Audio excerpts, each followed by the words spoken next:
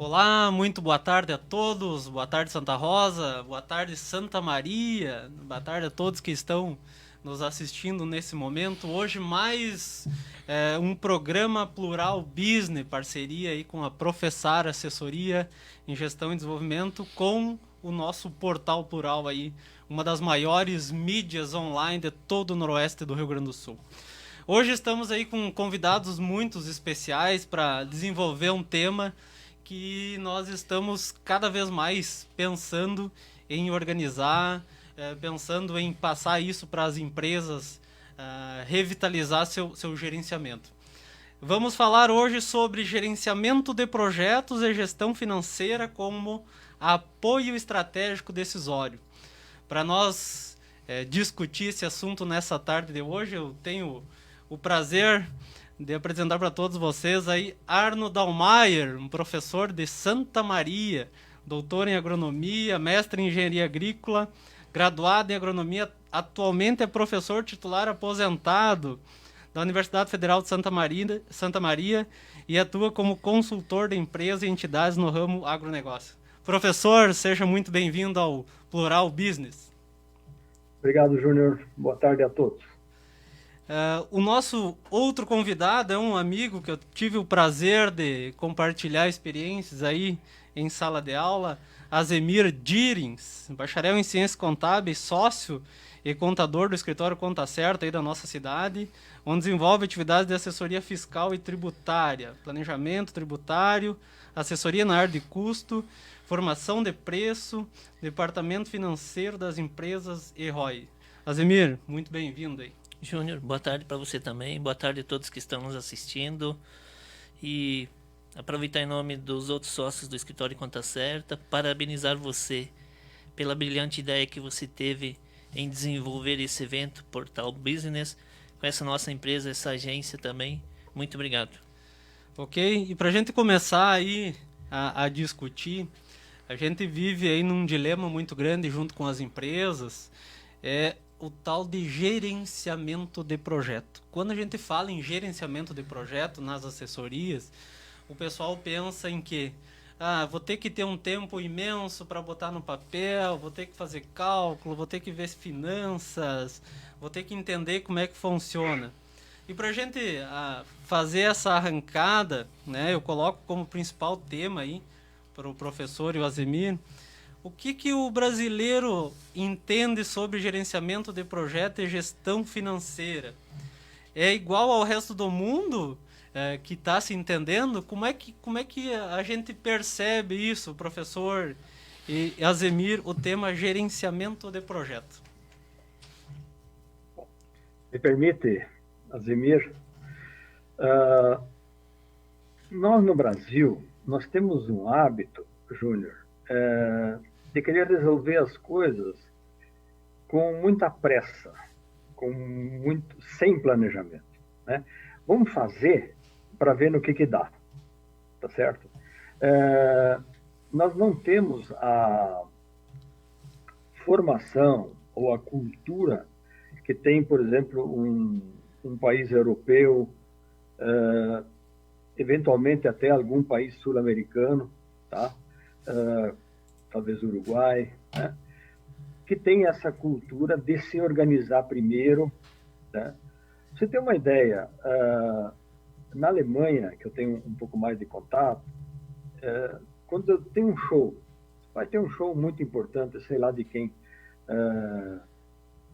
de uma banda famosa, Scorpions, que acabou agora, mas os ingressos do estádio lá em Munique, por exemplo, eles estão vendidos com um ano de antecedência. Se você quiser ir ver uma peça de ópera, tá? Se você não comprar para janeiro do ano que vem, você não vai encontrar. Uma festa popular, né, que todo mundo conhece, que é o Oktoberfest, né? As mesas da Oktoberfest em Munique, na Alemanha, são vendidas em janeiro. E a Oktoberfest é na segunda quinzena de setembro. Então você tem que saber em janeiro se você quer ir, com quem você vai, se você pode ir comprar sua mesa, tá certo? Aqui no Brasil, nós sabemos, não precisa explicar muito, mas nós sabemos que é assim. Vamos lá, vamos lá. Ó, tá tendo um show lá no Clube da Aliança. Vamos lá ver. Aí chega lá ver se tem ingresso, se tem não sei o quê. Tá? Isso funciona também assim nas nossas empresas. Né? Nós não olhamos muito para frente. Porque nós temos um outro problema, que não é uma característica, mas é um problema, que é a nossa oscilação de mercado. Né?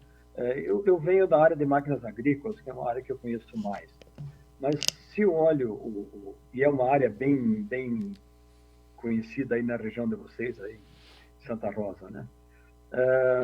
Se eu olho o gráfico de venda de máquinas, desde 1960, quando se começou a controlar a fabricação de tratores, quando começou a fabricação, até hoje, o gráfico é uma serra, né?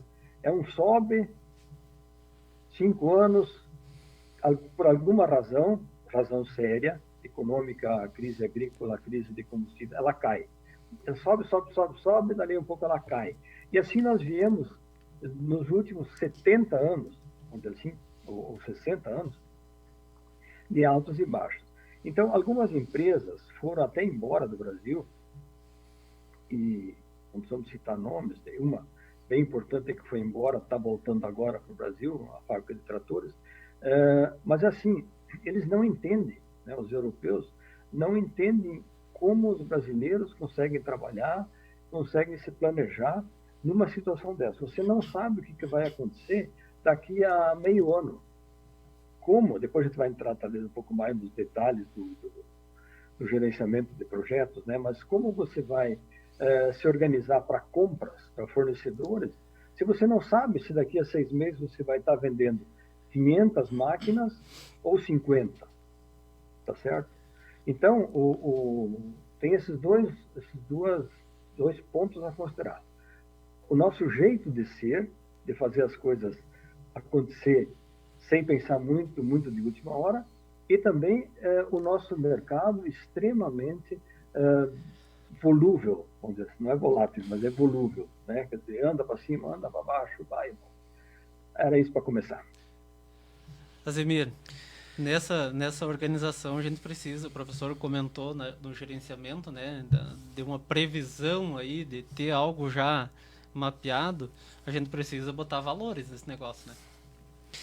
Justamente, Júnior, só para complementar um pouco a ideia do amigo Arno, a situação o brasileiro, isso é um pouco cultural, ele usa muita emoção, ele não olha para a razão. Então, qualquer investimento que você faça, muito se espelha no que está o concorrente do lado dele. Ah, não, o cara está bem, o cara está ganhando dinheiro, vou botar o mesmo negócio. Não é assim. Hoje, qualquer investimento, ele requer pelo menos que você faça uma análise do retorno desse investimento. Ah, você vai investir X valor, mas por quanto tempo? Qual o tempo que eu levo para esse valor retornar?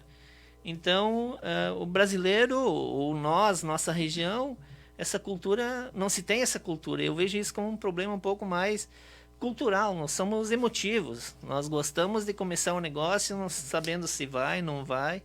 Enfim, seria mais ou menos isso. Acho que é isso. E uma coisa, né, professor, nessa mesmo gerenciamento aí, entrando no que o Azemir comentou sobre a tal da viabilidade, né, do negócio, ou tu mapear o custo certo. Eu lembro que na empresa que eu trabalhava, nós fazia pedido de produto para chegar daqui a 12 meses, né? Então comprava hoje para daqui a 12 meses chegar na empresa.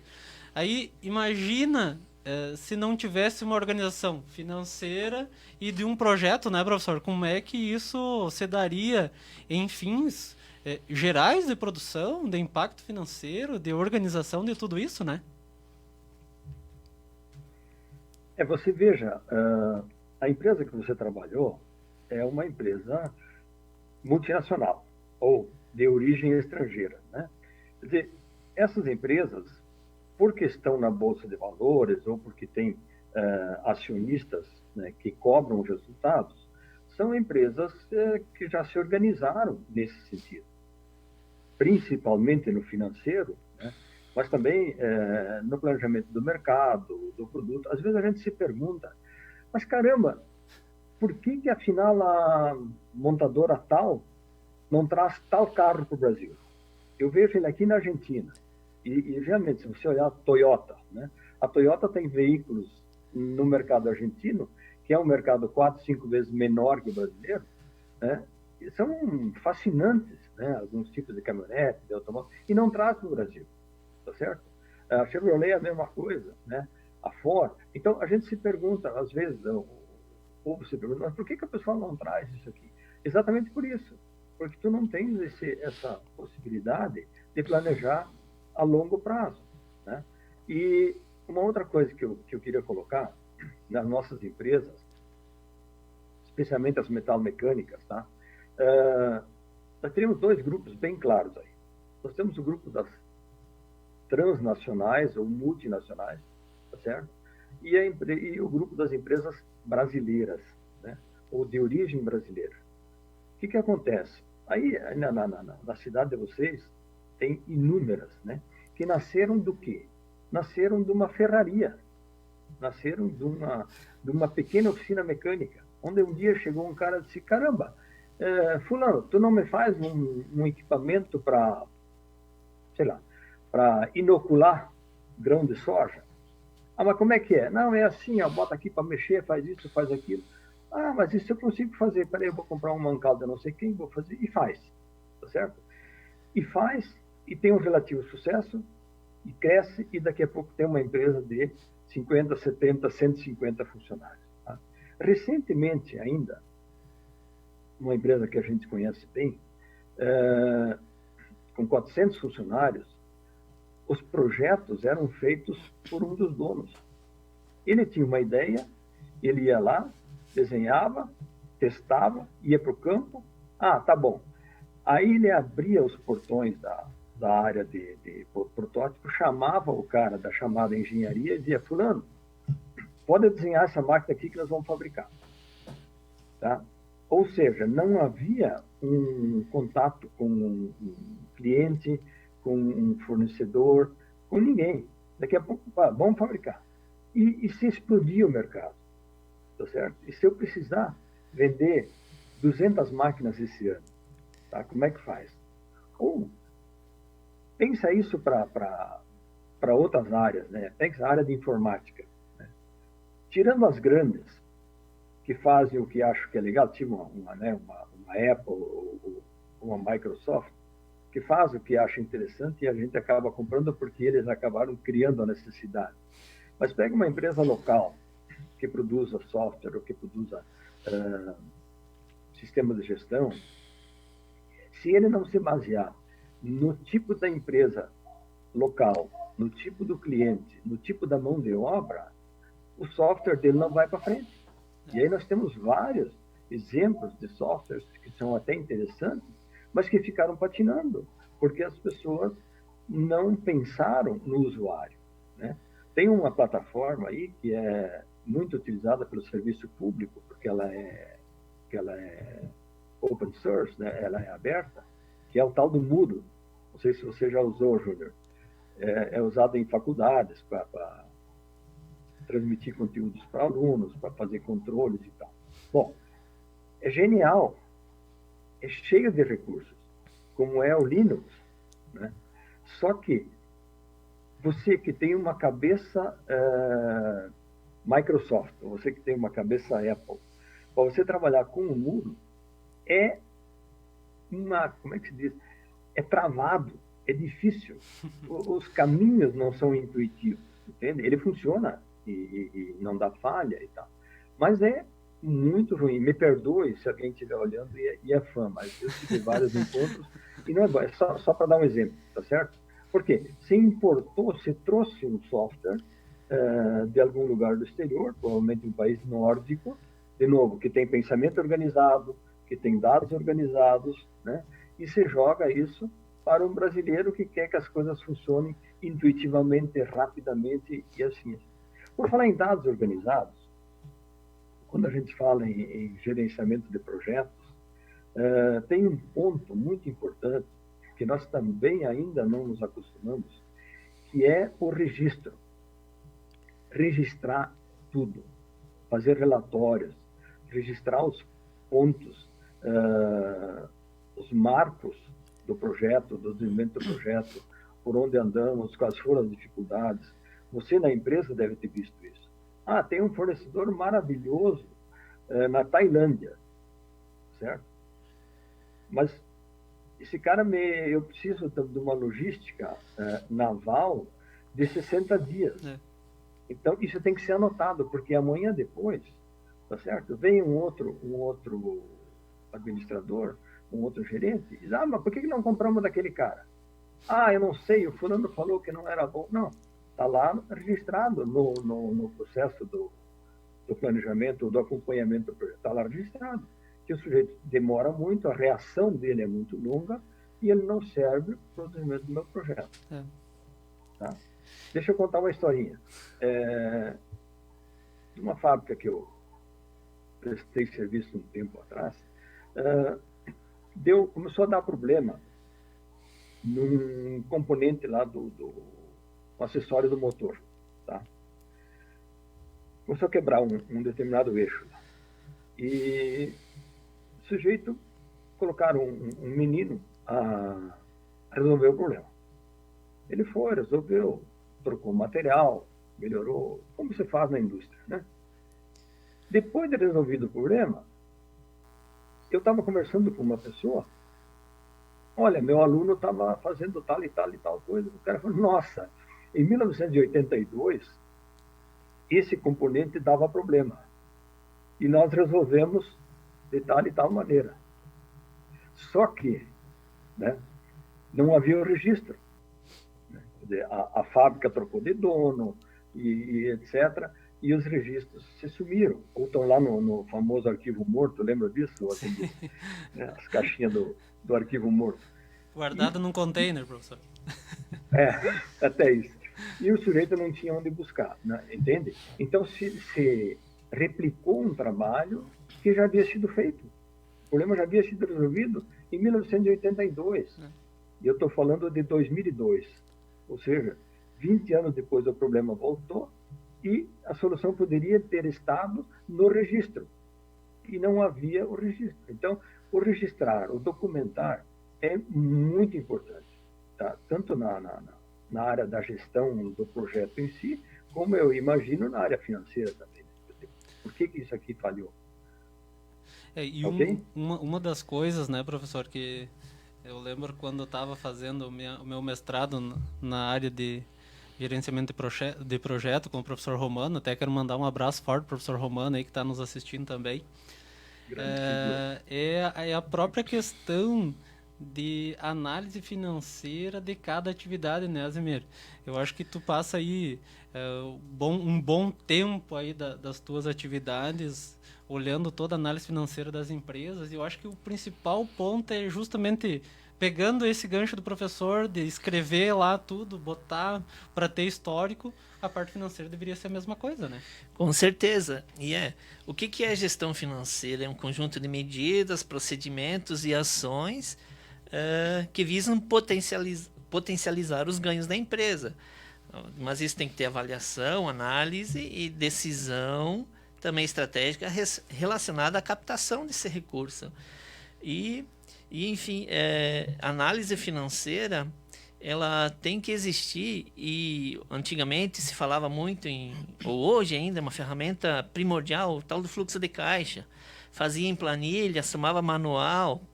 Cara, hoje tem sistema de gestão, a empresa tem que ter um sistema de gestão, onde justamente fica registrados esses valores para você evoluir, para você poder acompanhar. Você emitiu uma nota fiscal de venda, você já tem que saber o quanto você tem para receber. Ou compras, deu entrada de uma nota fiscal de compra, mercadoria, imobilizado, seja lá o que for. Já tem que ir lá no teu contas a pagar esse controle. E o gestor, o administrador, o proprietário da empresa, quem controla a parte financeira ali, ele deve ter essas informações meio que na hora. Não adianta ele olhar para o caixa dele ou para o banco dele lá, não, eu tenho um valor X no banco, sendo que o caixa lá ou alguém do financeiro lá pagou uma conta e já não tem mais essa disponibilidade. Então isso é muito importante, da forma como chega ou como guarda essa informação em qualquer etapa dessa gestão financeira, sendo caixa, sendo banco, sendo no capital de giro, sendo no estoque. também. Então essa informação ela é muito importante, e quanto mais informação tiver agregado a um sistema de gestão, mais fácil fica a gerência disso tudo.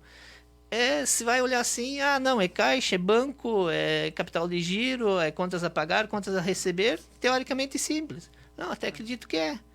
Agora, você conseguir executar isso de uma forma, agregar isso à empresa para que com isso ela gere todas os seus custos, as suas despesas e se mantém firme e forte com resultado, é um pouco diferente. Exatamente. Joia. Ademir, estamos aí com 20 minutos já de programa, o papo passa voando, né? Eu só quero agradecer os nossos apoiadores, Professar Assessoria, Dornelles Shop Express, JC Clean House aí que estão forte e firme acreditando nesse nosso trabalho. Professor, eu no meu tempo que trabalhava numa empresa, e isso eu levei para outras empresas como assessoria. O meu diretor sempre dizia o seguinte: tu tem que transformar a nossa empresa na mais tecnológica possível. Só que tem 2 requisitos. Primeiro, tem que ser viável economicamente, né? E dentro dessa viabilidade econômica, ela tem que ser sustentável.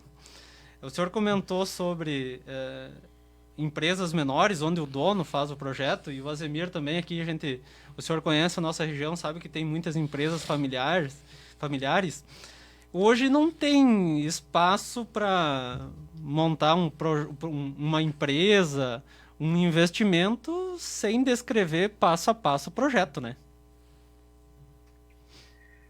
Olha, você veja como o nosso mercado como um todo, como ele é bondoso, né? Ele ainda aceita, né, que você faça um produto, uma cadeira, né, numa fábrica de móveis, sem ter um controle exato dos custos, ou sem ter um controle do projeto. De novo, por quê? Nós somos muito passionais, nós brasileiros, tá? Nós compramos 1 por impulso, 2 por paixão, tá certo? Então eu vou numa loja, eu vejo uma cadeira, tá? Uma cadeira de apoio para minha sala aqui onde eu estou, tá? Se essa cadeira, para ser fabricada, custa R$230, e o lojista vendendo ela com todos os impostos e lucros por R$500 estaria muito bem paga, o cara está cobrando 900. Mas eu gostei da cadeira. Ela é da cor dos olhos da minha mulher. Né? Quem manda em casa, professor. E eu vou comprar essa cadeira. Ponto. Sim. Não funciona assim com automóveis. Olha os automóveis de luxo, tá? Chamados de luxo. Os preços que se cobra por eles são muito acima do custo de fabricação. Tem um outro exemplo aí, que eu sempre falei com meus alunos, né? As caminhonetas, né? O agricultor brasileiro, principalmente, mas o urbano também, quando vai comprar uma caminhonete, pensa imediatamente na caminhonete diesel, combustível diesel, tá certo? Mas existe a mesma caminhonete com motor a gasolina, tá? E as brincadeiras que a gente faz aí com cálculos, com análise de custo operacional, Azemir, sempre nos mostraram, eu fiz isso ao longo de muitos anos, né? Sempre me mostrou que para uma caminhonete diesel se tornar viável, ela tem que rodar ao redor de 5 mil quilômetros por mês. 5 mil quilômetros por mês são 5 vezes 12, 60 mil quilômetros por ano. Quem que roda isso? Né? Então é muito mais econômico, mais viável eu comprar uma caminhonete a gasolina se eu vou andar só 2 mil quilômetros por mês. Mas não, eu quero uma caminhonete diesel, porque diesel sei lá, é confiável, porque me confere poder, porque faz isso e faz aquilo. Então, esse jogo de mercado, Tá? E as indústrias sabem fazer isso muito bem. Onde é que eu estava? Por que eu falei das caminhonetes? Porque eu não acredito, e o Júnior pode confirmar isso para mim, porque trabalhou numa empresa dessa linha. Eu não acredito que fabricar um motor diesel custe tanto mais caro que quanto um motor a gasolina. Você compra uma caminhonete a gasolina hoje, mais ou menos completa, vamos dizer por R$110 mil. Esse mesmo carro com motor diesel custa 150, 160. Quer dizer, será que a diferença de custo de fabricação de um motor, a gasolina para um motor flex, para diesel, dá R$50 mil? Eu nunca acreditei nisso. É uma questão de oferta e procura, tá certo? Então é isso. E nas outras áreas, quer dizer, na área de mobiliário, na área até de software, né? Mas principalmente na área de implementos, nós pagamos preço, às vezes, que é o valor, né? Quer dizer, é o quanto isso supre a nossa necessidade, seja física, seja real ou seja emocional, tá certo? Então, por isso, o custo, né, muitas vezes é desconsiderado ou é colocado de uma forma muito disfarçada, né, porque está mais em jogo a minha paixão pela marca, por exemplo, do que a realidade da funcionalidade daquele produto. Entendeu ou eu enrolei muito? Não, é isso aí. Eu acho que o Zemiro pode aí contribuir com muita informação, porque vive números o dia inteiro, né, Zemiro? Com certeza. Você falou bem, o brasileiro é emotivo, ele tem emoção, né? Então, se ele vê que alguém comprou uma caminhonete a diesel, eu também preciso ter uma, né? E assim vai. Aí não olha para o lado do custo dele, não olha para o grau de endividamento dele, ele não olha se ele acaba com o caixa dele na pessoa física, ele não olha para o caixa da pessoa jurídica, que é o que muitas pessoas não conseguem fazer essa distinção.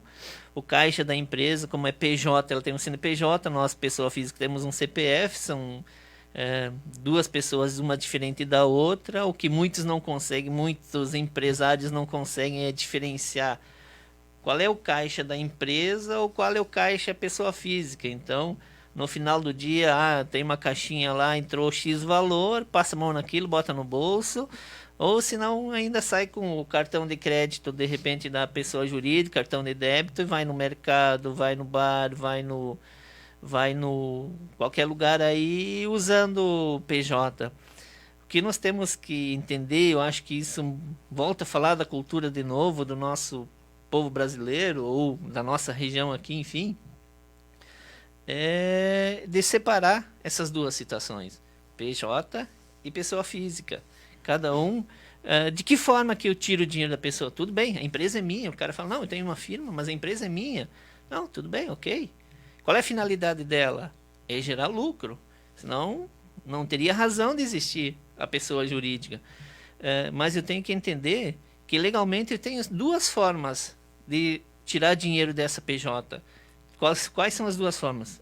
É o Prolabore, que é a minha remuneração, ou então, se ela tiver resultados positivos, com todos os impostos pagos, eu retiro dela também o lucro. Não fazendo isso, não definindo meu Prolabore, tirando esse valor na medida como eu vou precisando, toda hora, toda semana, todo dia, isso pode acarretar um sério custo tributário.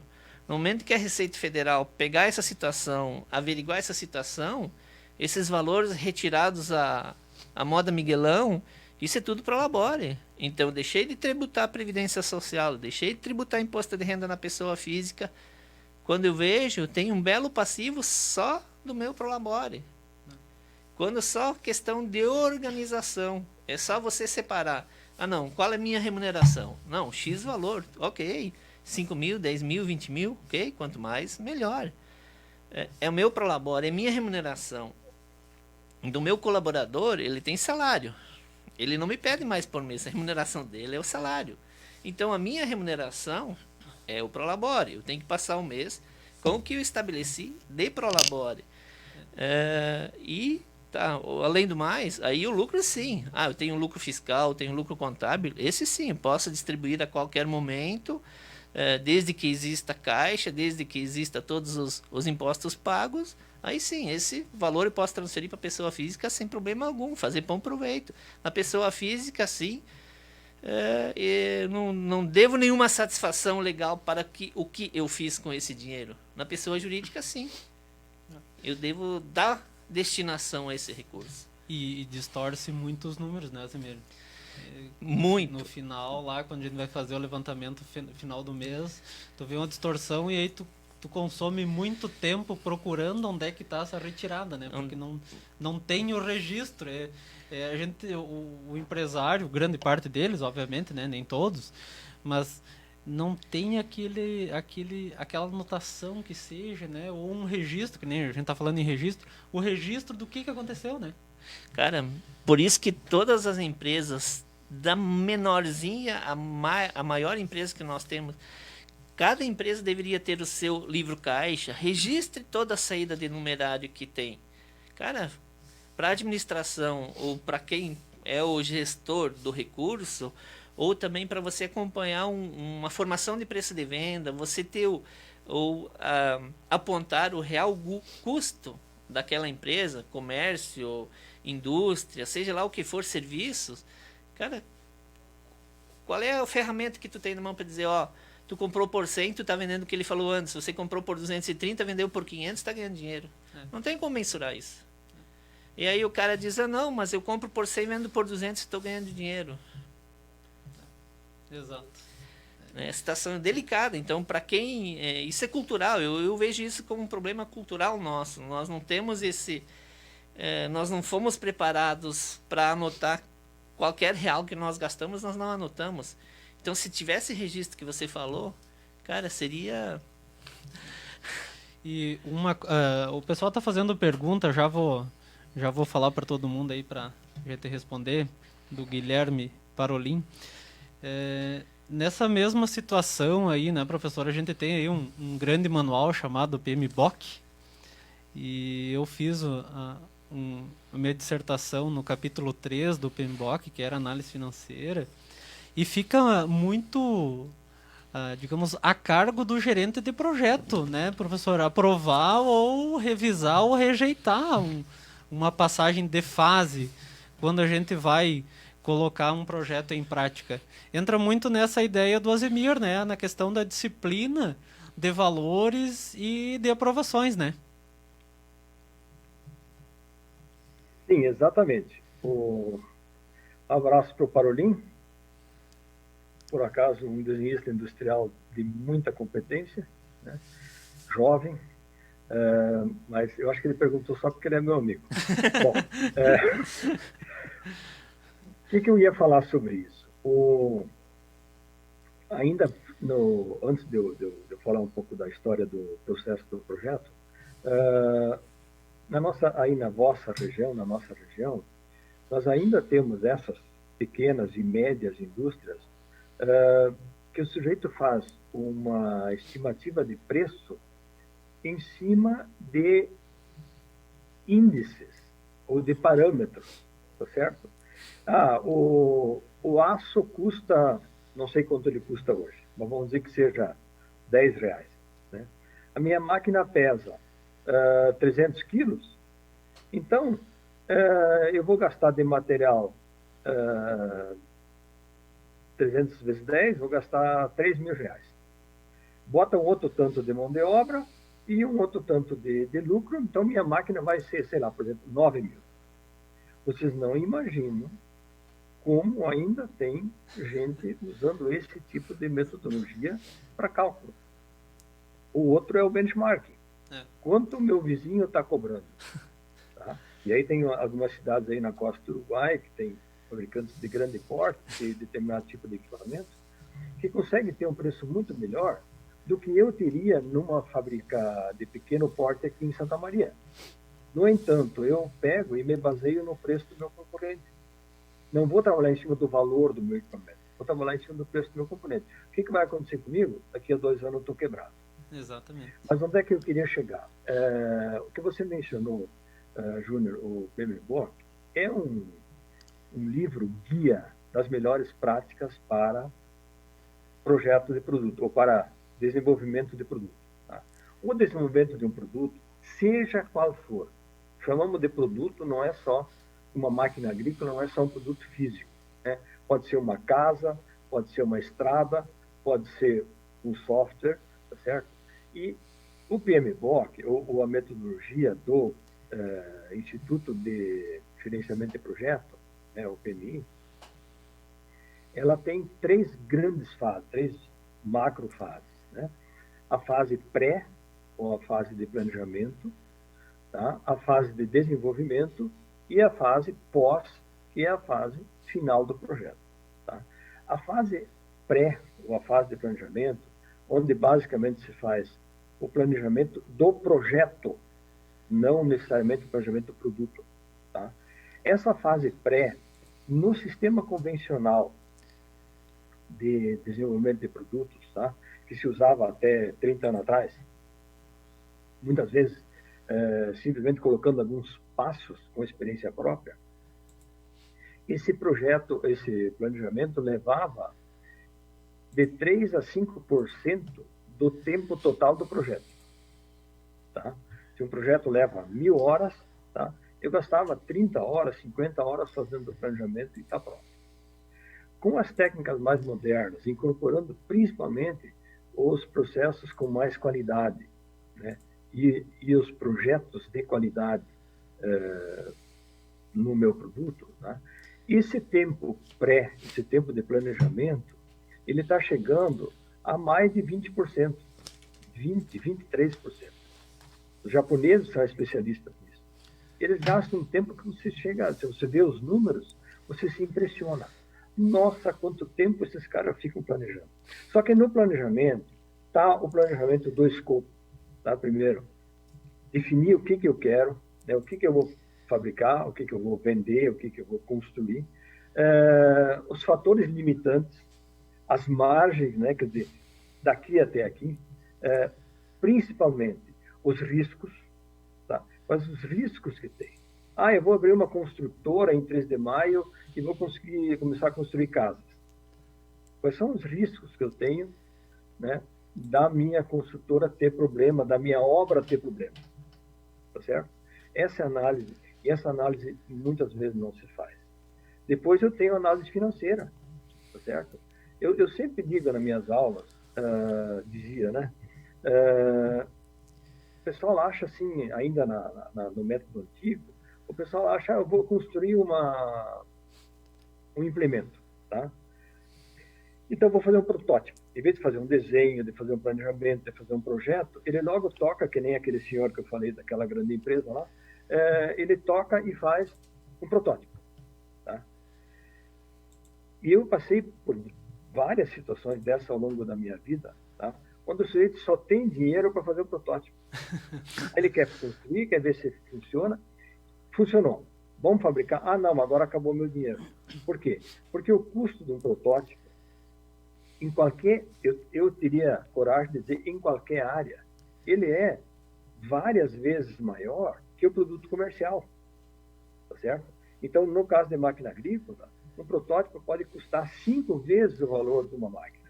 Se eu tenho lá uma carreta graneleira que vai custar 70 mil reais, para eu fazer o meu primeiro protótipo, talvez eu precise de 300 mil, 350 mil.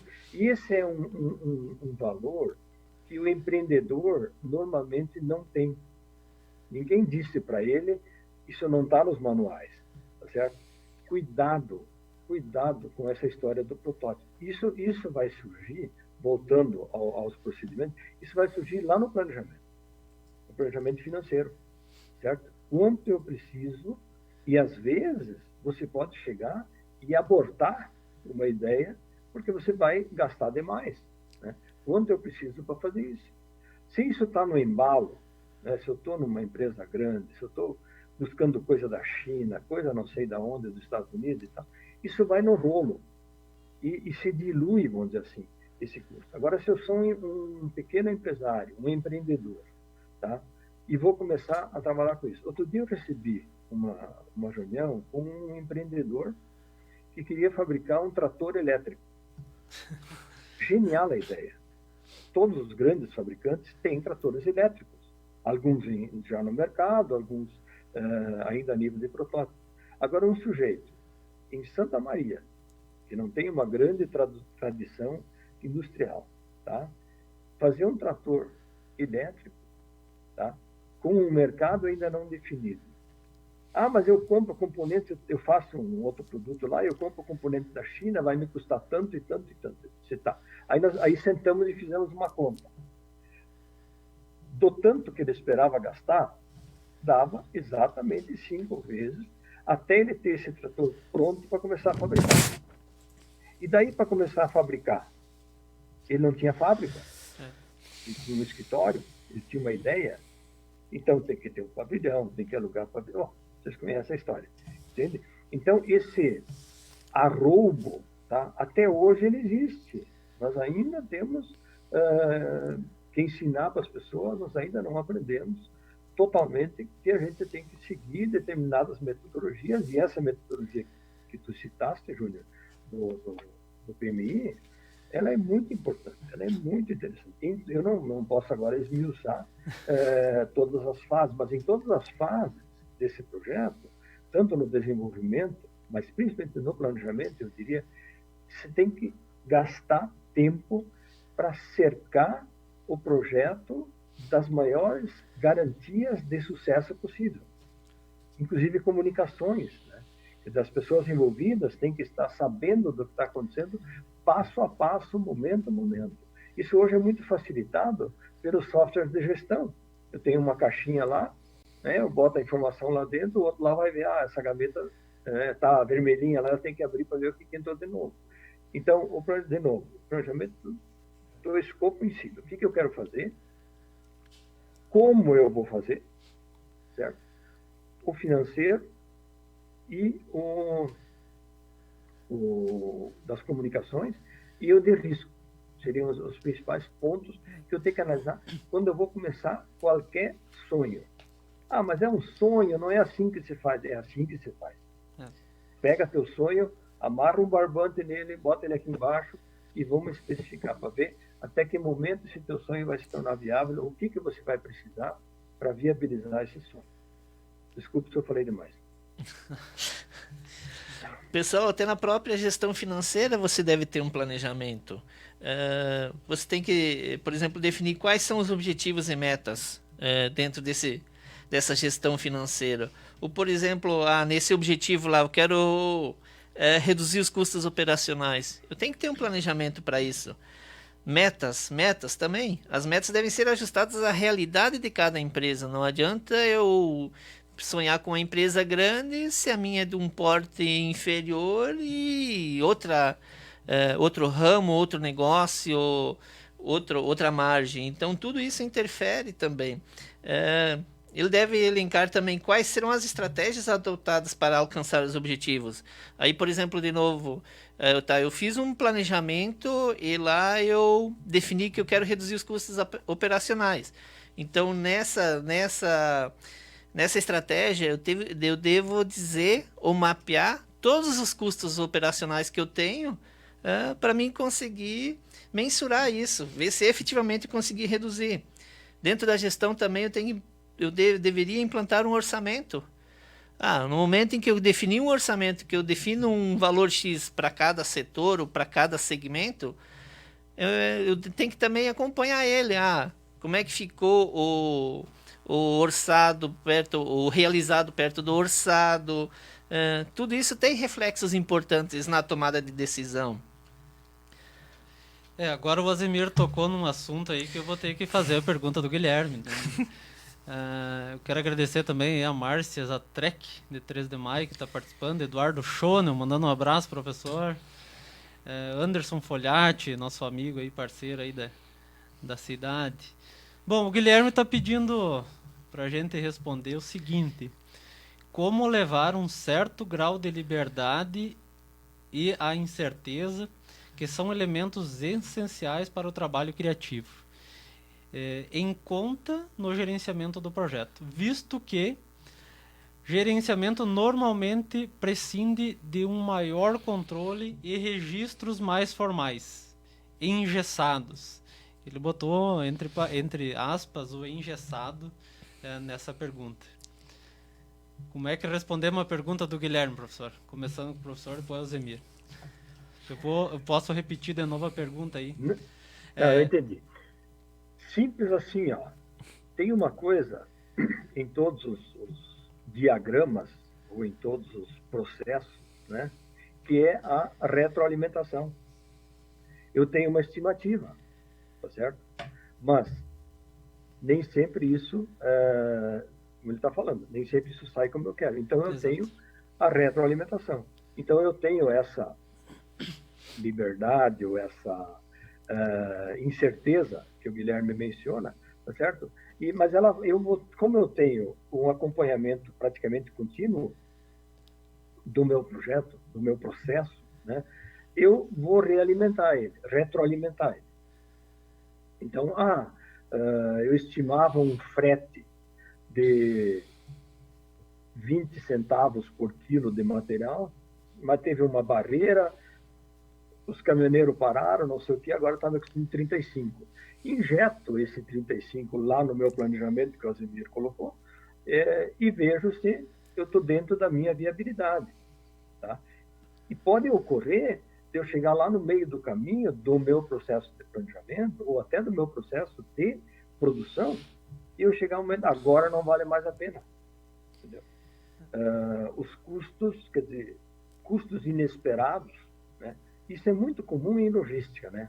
Transporte, tempo de porto, entregas e assim por diante.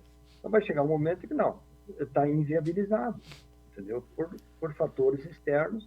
Agora, se está viabilizado, então eu faço essa correção e isso já vai rebater lá na frente no preço do meu material, né? No custo do meu produto, né? Eu fabrico um caderno. De uma hora para outra, as grandes empresas de celulose dobraram o preço. Quanto isso vai influir no meu caderno? Será que eu vou conseguir chegar com esse caderno no mercado a R$10, como os estudantes querem e podem pagar? Não, vai custar 15. Ok, o concorrente está vendendo por 12. Então, aborta o projeto. Sinto muito, tchau. Parte para outro. Vai fabricar, sei lá, toalha de mesa, entendeu? Esse é o jogo, mas o que explica a pergunta do Guilherme é o acompanhamento contínuo do projeto e a retroalimentação da informação. Da mesma forma, a parte financeira também, como ele está acompanhando o projeto, a implementação, ele está analisando todo o custo, a viabilidade. Aí volto a falar da viabilidade. Enquanto viável, ok. Não sendo mais viável, tem que tomar uma decisão. Exatamente. Bom, estamos entrando aí nos nossos 15 minutos finais. A vontade é de ficar a tarde inteira aqui conversando, né? Para a gente passar mais conhecimento aí. Estamos com o apoio de Dornelles, Shop Express, JC Clean House, Professar Assessoria. Bom, para nós entrar nesse último tema, um grande desafio nosso como Professar Assessoria é juntar todos os departamentos para a gente discutir projeto. Muitas empresas acham que o financeiro deve entrar por último, outros acham que o grupo de engenharia tem que ser primeiro, outros acham que não, que primeiro discute com o dono e daí depois o dono da empresa acha que define, né, digamos, um cronograma. E a gente bate muito na tecla do que é realmente assim, o que a gente vive, tanto na academia como na parte profissional, que todo mundo tem que participar do projeto, né? Não tem como deixar uma área fora. E isso, agora falando um pouquinho de máquinas agrícolas especificamente, e a semana que vem nós vamos estar falando aqui com agricultores, para a gente falar sobre agricultura, que é muito, muito bacana esse tema e está em evidência agora. Não tem como deixar nenhuma área de fora num gerenciamento de projeto. E quando a gente discutia isso um tempo atrás aí nas empresas, Não tem como tu fazer o projeto de um produto sem pensar em todas as áreas, né? Sem pensar desde a embalagem lá do produto até o manuseio de um operador, de um colaborador, desde de um estudo de quais equipamentos precisa medir para saber se está certo, né, professor? Qual é o custo desse equipamento, né, Zemir? Eu acho que ainda a gente precisa desmistificar, não sei se essa é a palavra, a questão de que nós precisamos colocar todos os esforços antes mesmo de colocar o produto em linha, né, professor? E a pergunta que eu queria fazer aí para a gente encaminhar para o encerramento é: será que os nossos empresários, gestores, empreendedores estão preparados para botar o projeto em prática, considerando que a gente mudou a nossa realidade econômica nesse período, nesse período de 2020 e conversando em off aqui, eu e o Azemir, isso veio para nos empurrar agora, né, por um novo modelo de negócio. Professor, será que a gente está preparado para assumir esses riscos? Nossos empresários estão preparados para assumir esse risco de um projeto? Porque o projeto ele é um risco em si, né? Que nem o senhor comentou. Tu pode chegar lá na metade ou quase no final e chegar e dizer assim pro dono da empresa, pro gerente do projeto, vamos abortar o projeto, porque é mais viável nós fazer isso do que colocar o projeto em funcionamento ou em operação e dali a pouco tu sofrer com um recall, um problema de qualidade, com não aceitação de mercado, né? Então, deixa eu contar uma historinha. Na década de 90, tá? Começo da década de 90, surgiu, através de um livro, né, uma técnica chamada engenharia simultânea. Tá? E ela vem muito de encontro à nossa busca de qualidade em planejamento de projeto. Tá? O que é engenharia simultânea, resumidamente? É todos os chamados players, né, todos os participantes participando do projeto. Tá? Eu visitei uma fábrica de motores nessa década, tá, aqui em Canoas, e a especificação das máquinas operatrizes que eles precisavam para fabricar os motores não foi feito pelo fabricante do motor. Ele foi feito pelo fabricante do ferramental. Entendeu? Chamaram os caras, vou fazer um motor tal, de tal tamanho, de tal dimensão, eu tenho uma expectativa de produção de tanto, e os caras fizeram um projeto de 40 máquinas operatrizes e entregaram para eles pronto, tá certo? Nessa história da engenharia simultânea.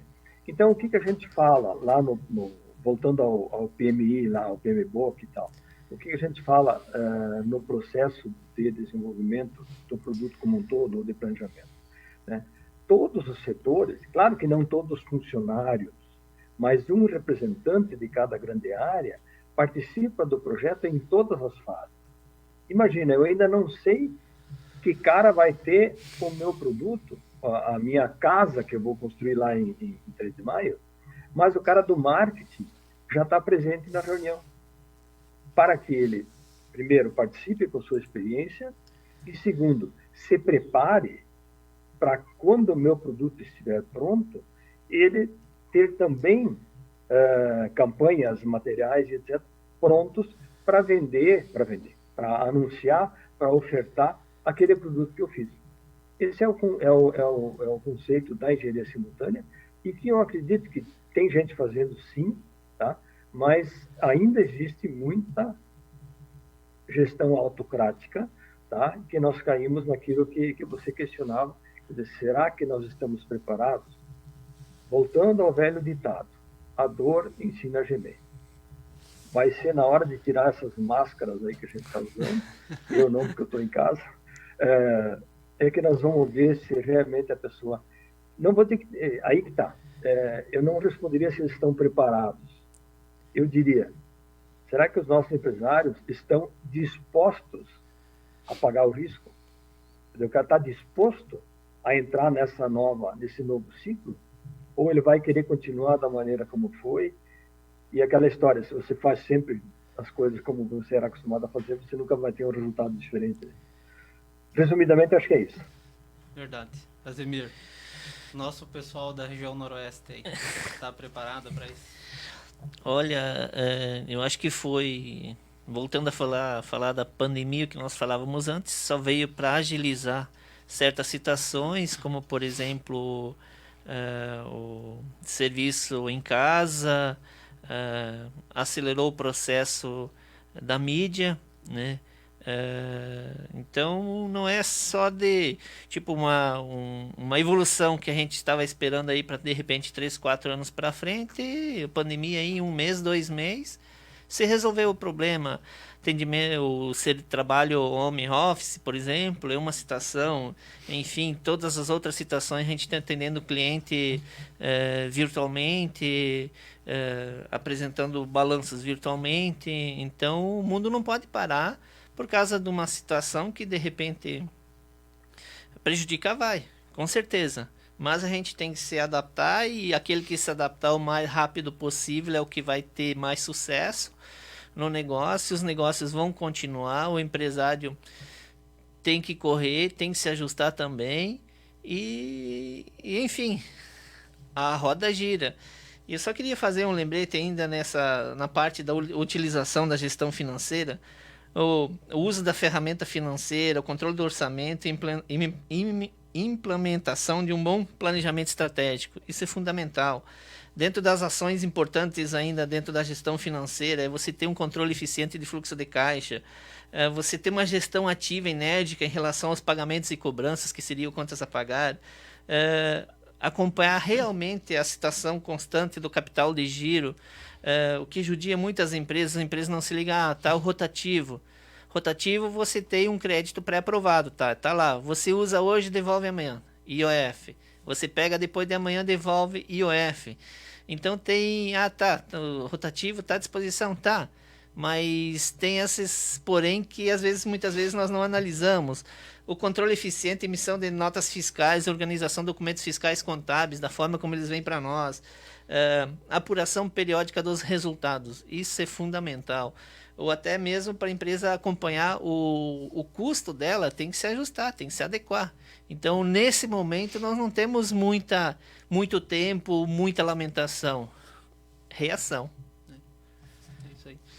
O Azemir tocou numa palavra aqui que eu acho que vale a pena a gente comentar. Adaptação, né? Essa palavra eu sempre ouvi, que a gente tem que se adaptar ao ambiente, se adaptar às empresas, se adaptar à forma de conviver e de trabalhar. A gente olhando agora nessa questão de projetos, né? Mas olhando o mercado como um todo, nós fomos quase forçados a se adaptar, né, professor? A usar máscara no programa, a usar máscara no dia a dia, até com os nossos próprios familiares, né? E eu acho que a gente está aprendendo muito com todas essas questões, que quando se compara o Brasil com outros países, ou acredito que existe o mesmo comparativo de outros países com o Brasil também, a gente percebe que grande parte de países desenvolvidos, eles têm uma forma de adaptação muito rápida. E eu queria que o senhor comentasse um pouquinho aí, professor, o senhor que tem uma vivência aí muito grande de todo mundo, como é que a gente pode fazer essa adaptação aí geral para conviver, né? Conviver ou viver melhor, tendo um negócio mais saudável, mais organizado? Bom, a primeira mudança que vai acontecer, que já está acontecendo, é uma nacionalização mais forte de componentes. Tá? Até ontem, toda a indústria, seja eletrônica, seja mecânica, ela se baseava na China. Isso aqui eu compro na China. Isso aqui é barato, eu compro na China. Nós vimos, tem 2 países claramente, outros também, mas 2 países muito claramente, que são Estados Unidos e o Japão, segundo o CELE, que estão num processo de repatriação das suas empresas. Agora, você tirar uma empresa da China e botar ela nos Estados Unidos, você acha que eles vão conseguir produzir pelo mesmo preço dos chineses? Não. né? Isso vai acontecer aqui também. Quer dizer, tem componentes que são fabricados aqui, que chegaram a ser fechados, fábricas de sapato, por exemplo, né? Confecções, em função do que é muito mais barato. Quer dizer, você compra um vestido de noiva pela internet na China. Né? Agora, nós precisamos, então, também, e vai entrar forte a nossa comunicação, nós precisamos comunicar para o nosso mercado que nós estamos nacionalizando coisas, que nós estamos aumentando os nossos preços, e vai aumentar o preço. Agora, que vale a pena, por quê? Porque nós estamos alimentando, e eu sempre falava isso desde a época da crise do petróleo. Não vale a pena botar álcool. Vale. Porque por mais que o usineiro possa ser ganancioso, sonegador, sei lá o quê, mas o dinheiro está ficando no Brasil. Se eu estou comprando petróleo, eu estou levando dinheiro para o Oriente Médio e fazendo aquelas maravilhas que estão fazendo lá. Isso vai valer para o resto da indústria. Né? Quer dizer, só na indústria de construção civil, nós só não estávamos importando tijolo porque é muito pesado. Mas senão nós compraríamos até tijolo da China. Então, eu acho que essa migração para a nacionalização é muito interessante. Tá? Outro dia eu tive uma conversa, tem um minuto ainda, uma pessoa do Paraguai. O Paraguai, para mim, é um grande exemplo de retomada econômica e de revolução econômica e industrial nos próximos anos aí. O Paraguai hoje está esmagando, segundo essa pessoa me falou, 36% da sua soja. Ou seja, eles estão processando a soja em casa e exportando já os componentes, óleo, farelo e tal. Nós fizemos isso, mas numa escala muito pequena. Quer dizer, o pessoal de Abu Dhabi montou um mega armazém e uma mega indústria de esmagamento de soja, lá no meio do deserto, porque eles compram a soja aqui, processam lá e lucram no processamento e vendem para os países árabes, para a Europa, seja para quem for, tá certo? Então, só como exemplo, mas se nós industrializarmos mais as nossas commodities agrícolas, nós vamos melhorar a condição da economia do agronegócio ainda mais. E a economia brasileira como um todo. Vocês sabem, aí vocês tiveram frigoríficos, modelo, né? Ainda tem, mas no passado era muito mais interessante, né? E tem indústrias e tal. Então, toda essa história aí, quer dizer, não pensando só na nossa indústria de fabricação, mas pensando também na indústria de transformação, eu acho que vai se abrir aí esse novo momento.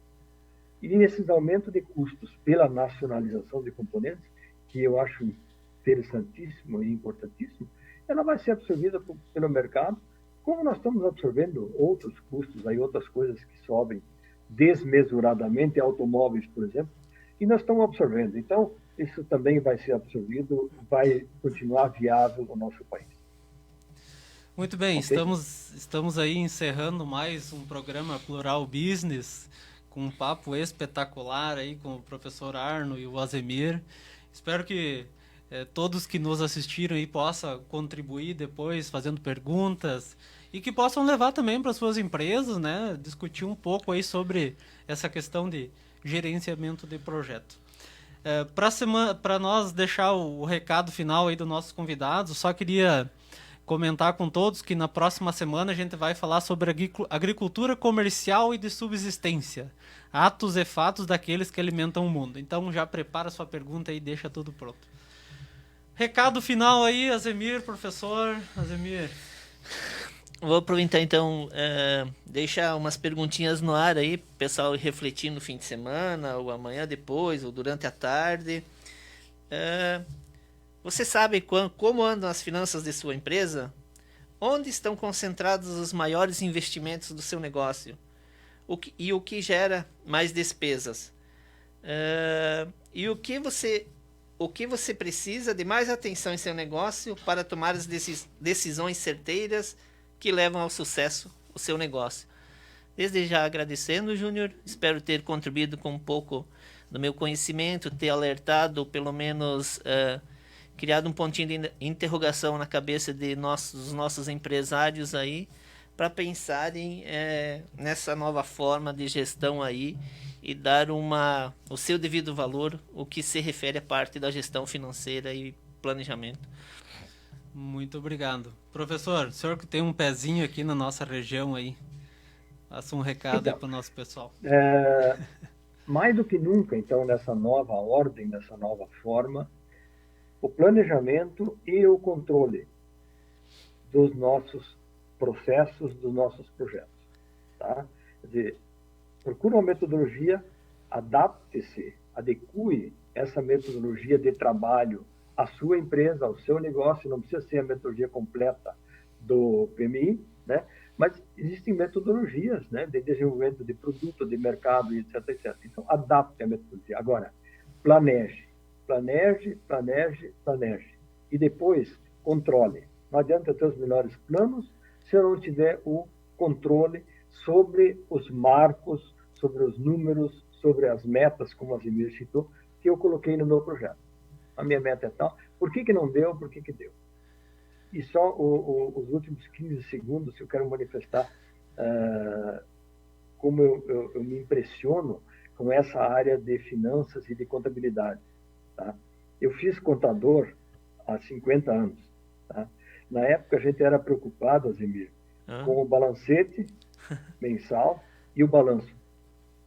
E hoje eu vejo vocês trabalhando e vejo o meu escritório de contabilidade, são os melhores assessores que uma empresa pode ter.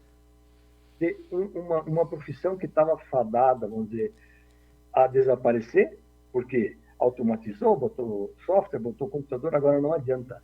Eu preciso ter um controller, uma pessoa que entenda de finanças, que entenda de leis para me ajudar. E aí os escritórios de apoio à gestão, de contabilidade, estão ganhando um espaço fantástico. E eu me impressiono com isso. Como essa mudança, como vai mudar o mercado, como mudou esse mercado, vai mudar o mercado do resto e vai ter espaço para muita coisa nova, para muita inovação. Muito obrigado. Obrigado, professor. Um prazer imenso tê-los aqui discutindo e passando conhecimento. Espero a gente se encontrar em outras oportunidades aí. Obrigado a todos, obrigado Santa Rosa, região, Santa Maria e todo o nosso grande Brasil aí. Até mais, um próximo encontro. Obrigado.